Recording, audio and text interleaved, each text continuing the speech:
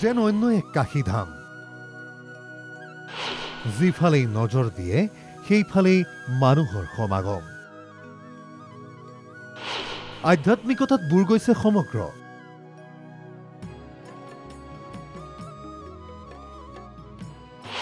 10 দিনীয়া কাৰ্যসূচীৰে এয়া যেন মহা মহোৎসৱ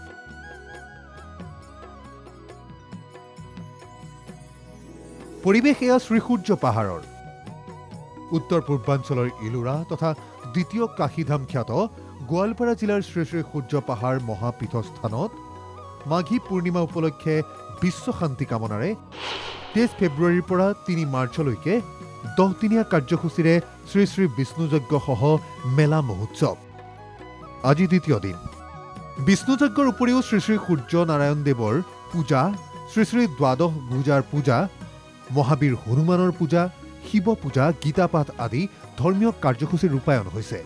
আধ্যাত্মিকতাত বুৰ গৈছে ঐতিহাসিক তীৰ্থস্থান শ্ৰী শ্ৰী সূৰ্য পাহাৰ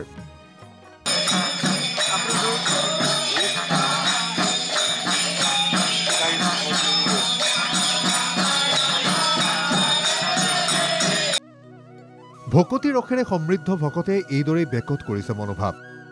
সৰুৰ পৰা আহিছো তো ইয়াতে মানে ঘৰৰ আটাইৰে মংগল কামনা কৰি এটা সেৱা যাচিবলৈ আহিছো বছৰ হয় আৰু খুবেই ভাল পাইছো ঠিক আছে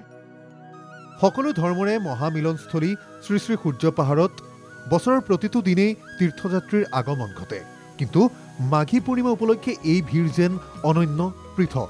একত্ৰ হৈছে বিবিধ ধৰ্মাৱলম্বী লোক শ্ৰী সূৰ্য পাহাৰত আহি ভাল লাগে আগতেও আহিছিলোঁ আৰু সদায় আহি থাকোঁ প্ৰত্যেক বছৰে তো এটাই কামনা কৰোঁ যাতে আগন্তুক দিনবোৰ ভালে ভালে যায় আৰু সকলোৰে এইটোৱে কামনা কৰোঁ আৰু এইখিনিয়ে মানে ভাল লাগে আৰু আহি লোকবিশ্বাস অনুসৰি 1 লাখলৈ এটা কম শিৱলিংগ আছে এই সূৰ্য পাহাৰত সূৰ্য পাহাৰৰ প্ৰাকৃতিক সৌন্দৰ্যই হাত বাউল দি মাতে সকলোকে বিষ্ণুযজ্ঞ সহ মেলা মহোৎসৱৰ কাৰ্যসূচীটো প্ৰকৃতিয়ে লৈছে অনন্য ৰূপ অপৰূপ ভিডিঅ' জাৰ্নেলিষ্ট সঞ্জীৱ দাসৰ সৈতে গোৱালপাৰাৰ পৰা ৰচিদুল হুছেইনৰ ৰিপৰ্ট NKTV+